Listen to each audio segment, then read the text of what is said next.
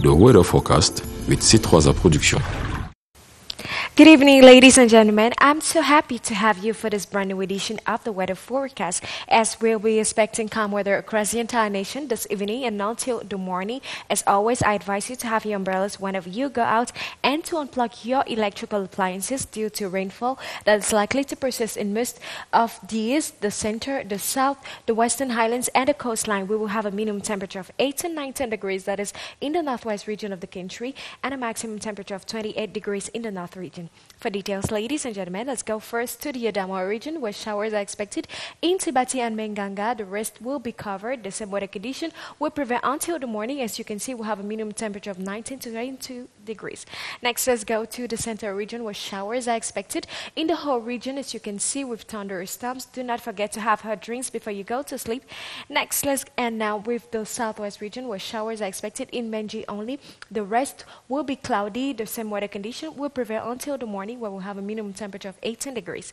Ladies and gentlemen, with such weather condition, you can easily find spinach in your garden. Have a good night. God bless you. Take good care of yourselves. That was the weather forecast with C3 Production.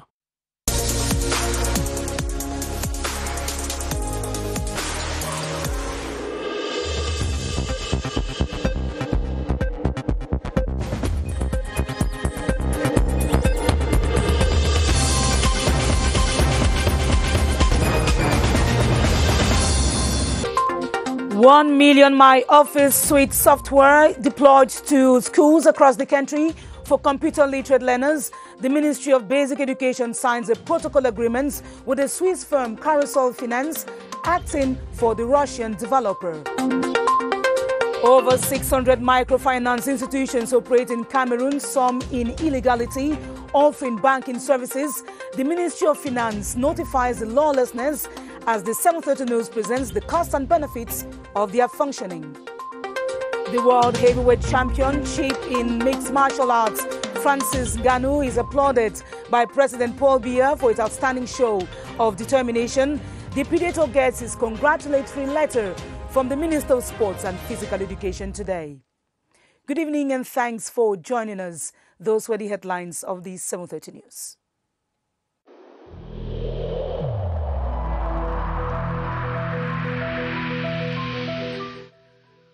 I urge you once again to put on your face masks, to wash your hands regularly, and to consult a physician or any other health personnel if you notice any symptoms. This is the only way to save lives and to curb the spread of the virus.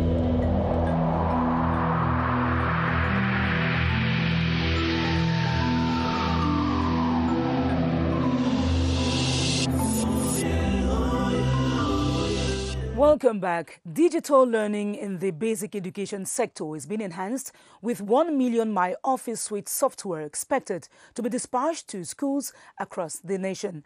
A protocol agreement was signed today by the Minister of Basic Education, Professor Laurent-Serge Toningwa, and officials of a Swiss firm, Carousel Finance, representing the Russian developer of the software. Ewane Epole has the details.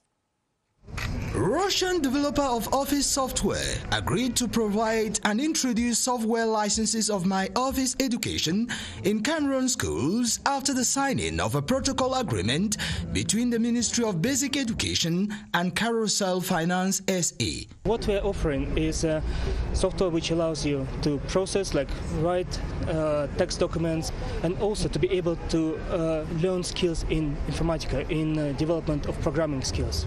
Presiding over the ceremony at Government Bilingual Primary School Bastos Yaounde, the Minister of Basic Education announced the start of the use of the software licenses in educational institutions. All our schools, being them in the city or in the villages, will go through computer sciences. According to the minister, as a means of introducing digital learning, 1 million My Office software licenses will be deployed in schools for a period of 10 years. The result of the project will be used in making decisions on introducing software in secondary and higher institutions of learning in the country. As the basic education sector gets digital in its instruction, pupils of examination classes in the 10 regions of the country will receive 15,000 tablet computers. The Minister of Secondary Education, Professor Nalova Lyonga, collected the devices offered by UNESCO, UNICEF, MTN and Evo Solutions to ease learning in the COVID-19 period. Annabella Tabi reports on the ceremony, which took place today at the Distance Learning Center in Yaounde. Here they are, over 15,000 tablets to aid these examination students and their peers across the country better prepare for upcoming examinations. That's as soon as COVID set in and I started it. There was uncertainty, doubt everywhere. Some people asked me, how are the students going to access this new form of education that you're trying to bring? But for me, the question was, do we want a blank year? The students already have access to specified notes for offline studies, but will have to install other applications for distance learning with their teachers. Already for the students to have access to the offline resources, they just need the tablet and the lessons that have been recorded. To ensure the tablets are fully charged at all times, the donors have also provided solar panels that will provide power in the absence of electricity. The computers are a donation of UNICEF, UNESCO, MTN and Evo Solutions. A modern petroleum tanker jetty constructed by a government to the tune of 10 billion CFA francs has been inaugurated in Douala. It will facilitate the offloading of petroleum and related hydrocarbon products entering Cameroon through the Douala-Bonaberi seaport at less cost and with optimum security. It was set in motion by the Minister of Transport, Jean-Enes Masséna-Ngale-Bibehe, and other members of government today. Alphonse Abongwa reports from Douala. It is a revolution in operations related to the transport and offload of petroleum products in the Douala-Bonaberi seaport. Since 2001, the structure that served this purpose was destroyed following 2 successive shocks of vessels. It therefore took 20 years of working in high risk, incurring heavy costs, lengthy hours to offload hydrocarbon products entering the country through the seaport.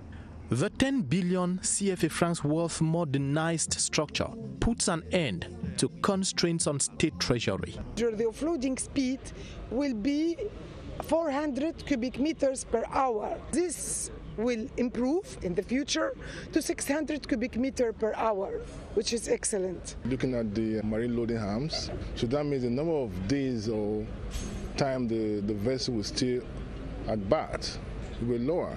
Transport Minister Jean-Enes Masséna-Ngale-Bibehe, Water and Energy Minister Gaston Elundu-Esomba, and the Minister Delegate at the Presidency in charge of public contracts, Ibrahim Talba Mala, cut the inauguration ribbon of the new petroleum tanker jetty to open a new page in this important sector of Cameroon.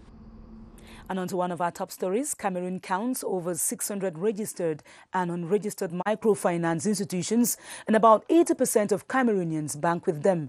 Their loan facilities and open customer policy attract many citizens who nonetheless sometimes decry the high interest rates as compared to commercial banks. Joyce Kimbe-Fuajo now presents the advantages and the downside of these microfinance institutions in the country. The poor, middle class and even the rich in Cameroon, to the rate of about 85%, bank with microfinance institutions, attracted by its accessibility and simplified loan procedures. Is to help customer to have a good enterprise, to show how we can do to have a good proposition to help our customer. Customer deposit play a pivotal role in funding these microfinance institutions, but experts see insecurity in this procedure. For instance, saving 100,000 francs by a customer and the very customer collecting as loan 3 times his deposit. Customers decry higher loan rates compared to commercial banks and also criticize the scheme for loan recovery. Since there is no guarantee, we encourage daily reimbursements for our customers. But experts say microfinance institutions in the country have overlapped its role. We propose regionalization of microfinances to be managed by local collectivities and overseen by the governors. All said, microfinance institutions in the country basically feed on customer deposit, and if these deposits are withdrawn, microfinance institutions may just die out. In order to ensure that the population is protected from unscrupulous individuals shielding other microfinance institutions, the Ministry of Finance has made public the list of organs authorized to operate in Cameroon. This comes after it was established that some of the structures are carrying out the activities without any legal backing. Clarice Aritakang has the details.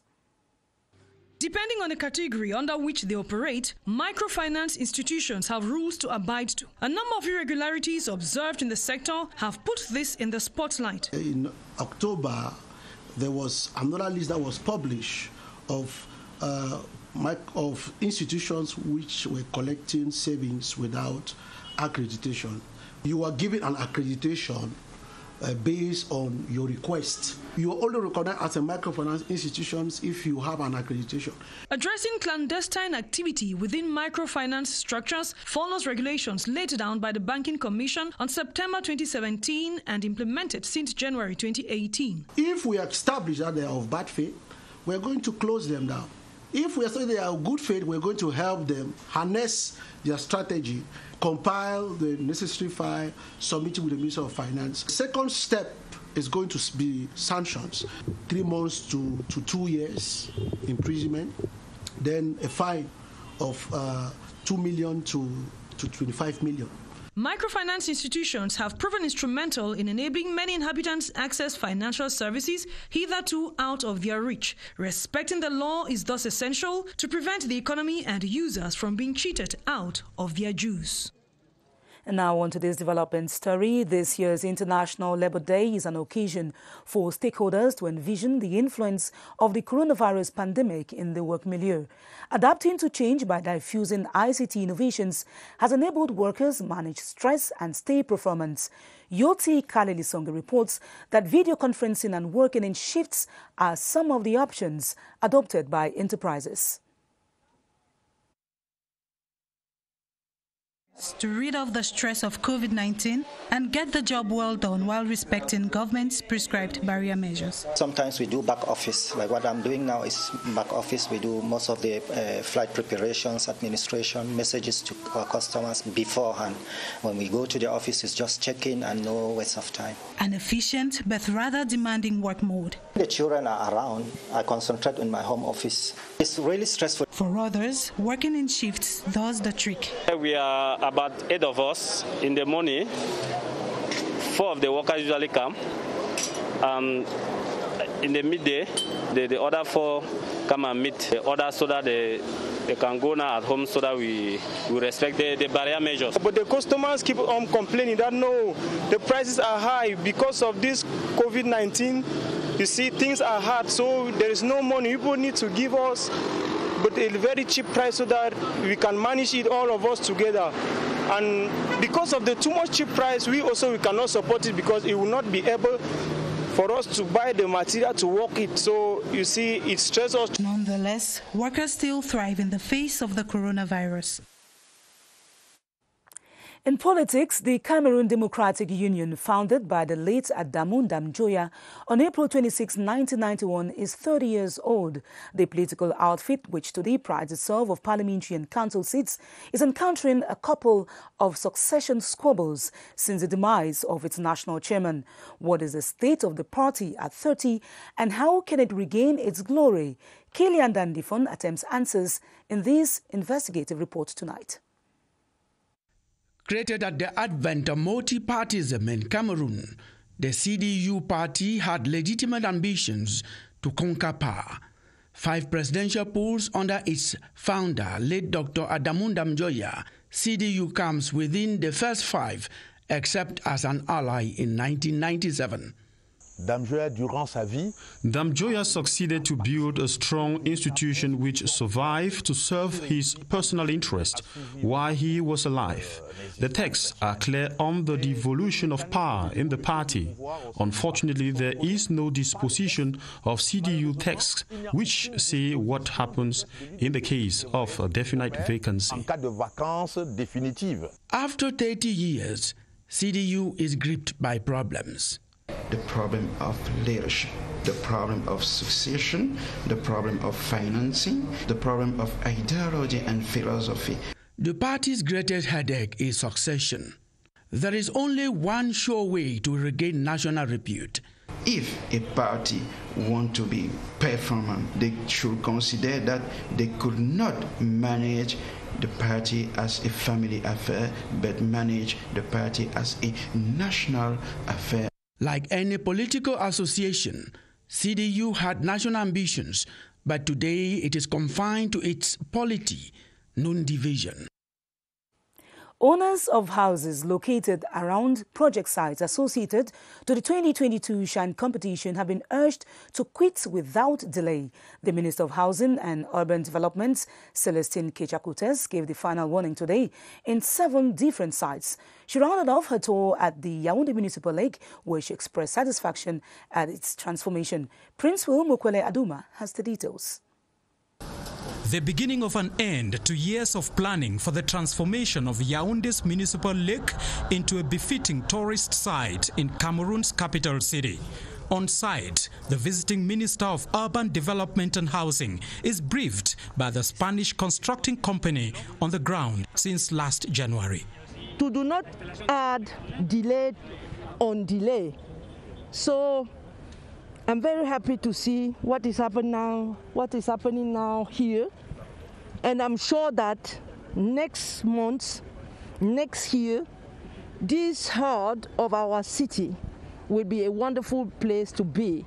In 24 months, the first phase of the project is expected to establish this picture that will be counted amongst the country's major development achievements upon completion. Where people can walk and have a fresh air and sit down with family. Earlier on in the day, Minister Celestine Kecha-Kutes made stopovers on CAN-related projects in Yaounde, giving ultimatum to those refusing to quit the sites to do so without delay. And in other news, the French Development Agency has pledged to accompany Cameroon in its decentralization drive. Meeting with the presidents of the United Councils and Cities of Cameroon, Augustin Tamba, a delegation of the agency headed by Jerome Noteba, exchanged on ways to raise council revenue and the Special Fund for Mutual Assistance, FICOM. Gilbert Ongene reports. Frontline partners of Cameroon's development drive, the French Development Agency is focusing its assistance on fostering and strengthening the decentralization process in the country. The main objective of our meeting to have such review in order to focus our project for better decentralization in Cameroon. This French Development Agency delegation is in the country to map out strategies of improving on already existing technical support. Currently, specifically regarding regionalization, we follow and support the Ministry of Decentralization and the Regional Council in order to implementing concretely the new framework of regional decentralization. An exercise that is expected to ease the takeoff of the regional assemblies and help dissolve thoughts by some that the initiative is a sheer prank. On a sad note, the board chair of the Cameroon Airport Authority and former government delegate to the Douala City Council, Dr. Joseph Dipita Pokosindombe, is no more. The trained pharmacist and CPDM party bigwig died today in Douala at the age of 89. Veronica Benyala has details. It is a quiet but sad atmosphere at the residence of Dr. Joseph Dipita Pokosindombe at Koto in the Douala 5 subdivision. Family and friends streaming in. His wife, partner and companion of the past 42 years, Honorable Elise Pokosindumbe, testifies that the departure of the man was peaceful.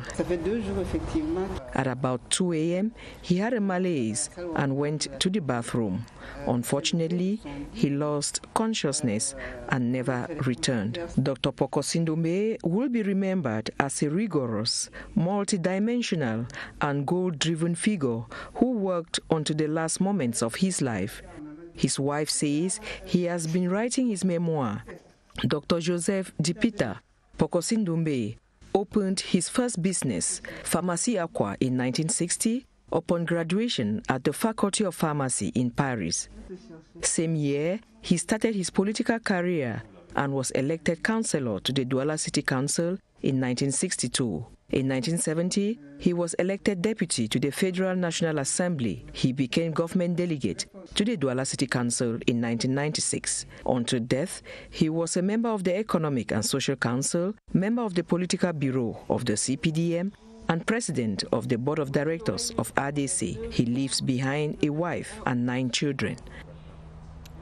Still on another sad note, the Director General of the National Port Authority, Jose Yumba, has died at the age of 68. He died this morning after an illness, and he is remembered as one of the first maritime administrators in Cameroon who served in the Ministry of Transport all through his career, first as Director of Maritime Merchandise and Land Transport. He's been at the helm of the National Port Authority since 2009. The former mayor of Ndom in Senegal Maritime Division was also a committed supporter of the CPDM. And on to another. The Presbyterian Church in Cameroon, PCC, has lost one of its moderators emeritus. The Very Reverend Nyansako Nico died yesterday in Douala. The president of the All-African Conference of Churches, who served the PCC wholeheartedly in several capacities, will be remembered for his immense faith, translated through his soul-searching sermons. Bodwin Sama tells us more. Test myself by using this, so I can see my relationship with the pulpit and the text. Never would he see the relationship between the pulpit and his text again. Never would the Very Reverend Dr. Nyansako Ninko mount the pulpit to preach his soul-touching sermons that for several years have touched the lives of many Christians. The Very Reverend Dr. Nyansako Ninko, who served as moderator of the Presbyterian Church in Cameroon between 1999 and 2009, was considered one of the finest preachers in Africa, whose mastery of the gospel inspired many. Soft-spoken, gentle and discreet, the former PCC moderator would be remembered as an outspoken man of God who stood for the truth. He was a bookworm and a prolific writer with many publications to his credit. He was a wonderful father to everyone. He was a good pastor and a good preacher. We will remain to remember his legacies and how he fought to build a strong PCC. During his stewardship as moderator of the Presbyterian Church in Cameroon, he was raised to the prestigious position of President of the All-African Conference of Churches in 2003, a position that permitted him to travel across continents. The Very Reverend Dr. Nyansako Ninko retired from the PCC 12 years ago after having served in different capacities as a pastor, as synod clerk and moderator, mentoring many men of God as he succumbed to the hands of death after battling with ill health for a while.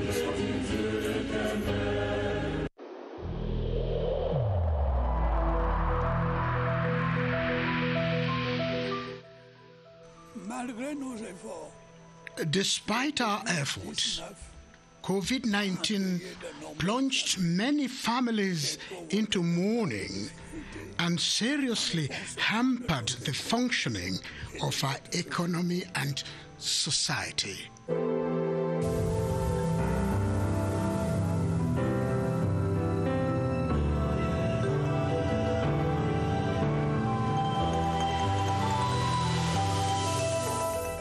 The vaccination campaign for COVID-19 continues in the country with new targets, including persons with comorbidities and the elderly intensified. Health experts insist that while the population goes for shots, it is essential that they scrupulously respect the programming for a second dose. Baldwin Sama and Dr. Eric Tandy expound on the necessity from the Public Health Emergency Operations Center. Hello, Baldwin.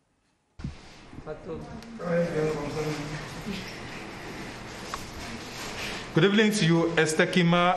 Those who've already been vaccinated in Cameroon actually need to know how long it takes for them to take a second dose of either the AstraZeneca or the Sinopharm vaccines already available in the country. Let's find out from our guest tonight, Dr. Eric Tanzi, how long it takes. Good evening to you, Doctor. Yeah, good evening, Baldwin. For those who've already been vaccinated, either with AstraZeneca or the Sinopharm vaccines, how long does it take for them to go in for a second dose of these vaccines?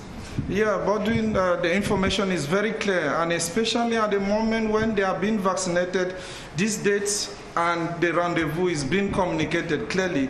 For Sinopharm, you have 21 days to get your second dose. And for AstraZeneca, you have 28 days to obtain the second dose. That is 4 weeks. And once this is done, and then you have confirmed to have completed the required number of doses, 2 doses, as far as Sinopharm and AstraZeneca are concerned. Any effects if those dates are not respected, if you take these vaccines before or after the required dates? We don't want to get into those details, but it is very, very important that you respect your calendar, because without respecting calendar, you might miss your immunity. So please make sure you respect this date and don't take chances. Thank you so much, Dr. Eric Tandy, for all those explanations. You should ensure that you respect the calendar after your first dose of either the AstraZeneca or the Sinopharm vaccines. Make sure that you take the second dose on the required dates indicated by health professionals. Back to you, Esther Kima. Thanks, Baldwin Summer, for that reminder. Now let's talk sports. The UFC World Heavyweight Champion, Cameroonian-born Francis Ngannou, has been praised by President Paul Biya for his outstanding exploits. The Minister of Sports and Physical Education, Professor Narcisse Molekombi, received the Predator today and handed him the head of state's congratulatory letter. Baldwin Summer has the details. He brandishes his belt as world champion in the heavyweight category of mixed martial arts. Francis Ngannou is treated to a special homecoming in the Ministry of Sports and Physical Education. He used the opportunity to present his belt as world champion to Sports and Physical Education Minister while thanking Cameroonians for their constant support and encouragement. In the beginning, no one could believe. Even myself, I never knew I would one day become a champion. The Minister of Sports and Physical Education congratulated Francis Ngannou for making the nation proud, describing him as an example of humility and determination.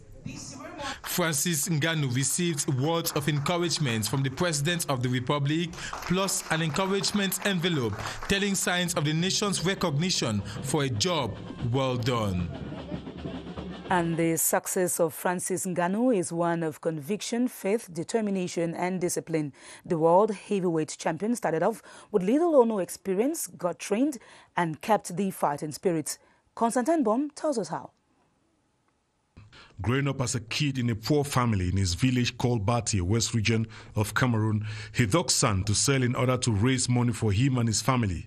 He strongly believed his difficult circumstances will not stop him from being a world champion, a dream which only his fighting spirit could get him there. He raised enough money to travel to Yaounde to hustle his way into success. In Yaounde, he bought a motorbike to become a commercial motorbike rider just to raise money to embark on the perilous migrant journey of getting to Europe through Morocco after spending 3 weeks in the desert. With little experience, yet with conviction, faith, determination, and discipline, he has today emerged as world champion in the UFC heavyweight rankings. When he got the glory, what he thought of first was where he comes from. I'm talking about his local community in the West region and Cameroon. An example to youth to show that they can dare, they can persevere, they can go through the hard work, and to remember that they don't only have to wait for what the country can do for them. He started his career with little or no experience. but with one thing, a dream,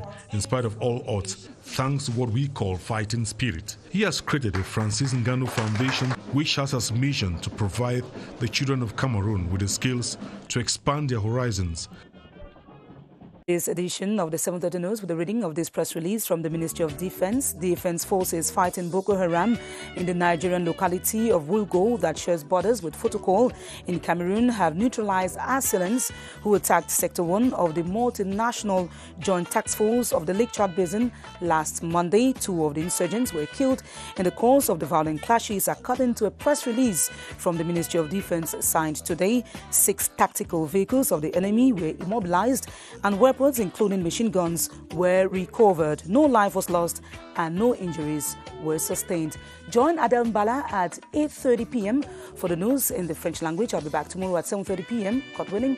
Stay tuned to our programs on CRTV and on CRTV News. Thanks for watching. Good night.